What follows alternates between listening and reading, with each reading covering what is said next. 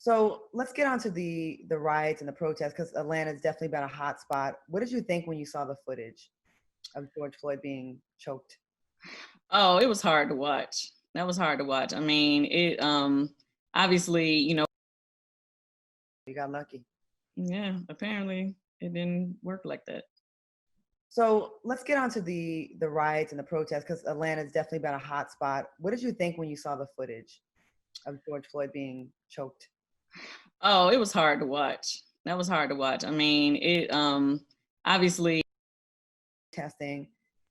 What do you think about, you know, how ferociously, like how crazy the protests and the looting actually. I understand the protests. I think we need a protest. But yeah, what do for you think sure. about all the looting? Because you're a black business owners, and I know you're good friends with Rashida and lots of other people hmm that own their own businesses. How do you feel about that? Well, I guess I have my feelings kind of go both ways in a sense. Like I understand and I feel for the people who were affected by the business.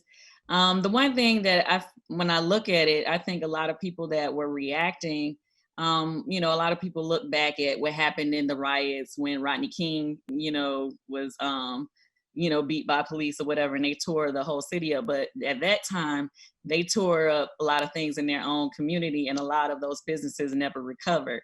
Mhm. What we're seeing now, and I'm not saying that it's right, but it seems like a lot of the protests and the things that have been turning into looting are happening in, more rich or more expensive areas of town. Yeah. Let's just say that. Mhm. And so, even though, I mean, I hate to see that because I don't want to see any business owner, have their hard work be tore down. But in my mind, it's like I'm almost feeling like, well, it's seeing in hindsight, we see it for some reason. That's what it took to get people's attention around the world, you Right. know. And if it had to happen, it happened in an area where most of the people, I'm not saying all of them, had insurance to be able to recover. And unfortunately, it's unfortunate, but at the same time, it's like if that hadn't happened, would people really taking notice like they are right now? I Right. mean, we're seeing people all around the world. We're seeing Tokyo, we're seeing Paris, we're seeing, all these different countries that are also standing with us, showing their support by protesting as well, because obviously racism affects the entire world, not just the United States. But if the protest didn't turn to such make so much noise, and I hate to say riots because it's like we're bringing a negative word over something that is really most of the time which people were trying to be positive. It turned some things where some people weren't there for the right reasons, and they were using our movement to do the wrong things or whatever. But at the end of the day, it became a necessary evil.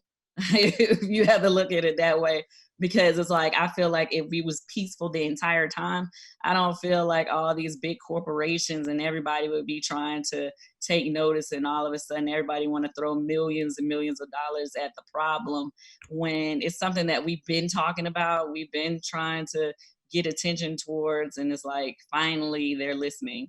So like I said, I have like mixed feelings because yes, my heart goes out to any business owner, but at the same time, you know, I'm looking forward to what is going to come now that everybody's attention is on us. I see. I hear what you're saying, and it's like we kind of have to say that, right? We What? can't we can't say that we're happy that it's happened this way because then we're wrong. Like we're encouraging the negative. But you're absolutely right. No one cared when the black neighborhoods were getting burnt to the ground. No one cared when we set our own shit on fire. No one cared about that. But now when they're through Beverly Hills, through the Lenox Mall, through Buckhead, it seems like, oh, we got to stop this. And this is the fastest we've ever seen a police officer charge ever. Within 1 week, all four of them got charged. Well, a week and 2 days for all four of them. Well, I mean, the thing about it is, I mean, yes, you're correct. But I mean, it's just like, and that's in the instance of George Floyd. But when we look at Ahmaud Arbery, I hope I said his name correctly, but Ahmaud Arbery, nobody even took notice until months later when we finally start retweeting and reposting and showing the video of what happened to him. You know what I'm saying? So it's like sometimes if you don't make a lot of noise about something, what they say, the squeaky wheel is what gets the oil, Mm-hmm. And one more time, I mean, it's like I definitely I even posted myself because I reposted my mayor, and I saw how some people were saying things like, oh, you Atlanta celebrities, y'all only care about y'all money.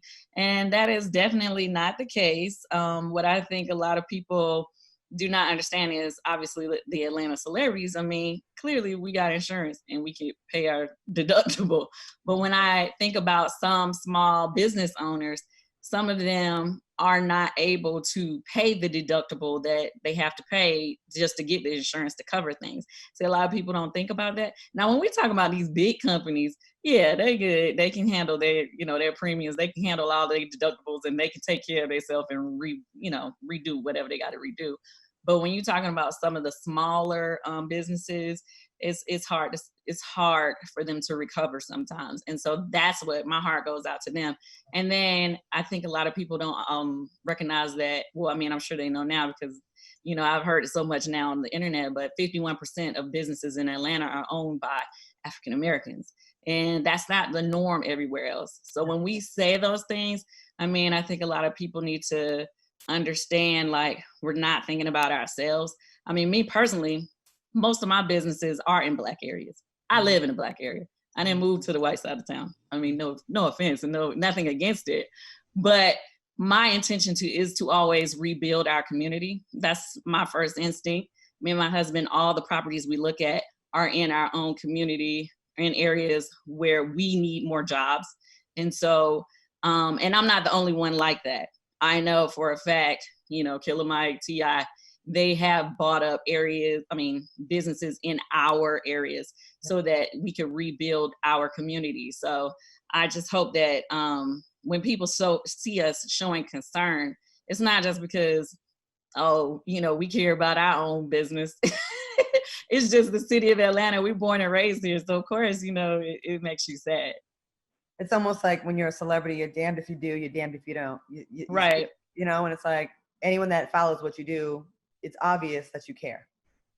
Well, I would hope they see that. I mean, I hope they see that. I mean, my thing is, it's like, I feel like, some people, some people are speaking up now, right? But I feel like I've been speaking up, and I've been trying to do the work and put my money where my mouth is, in us, in our communities, in our charities, in our businesses, to help us.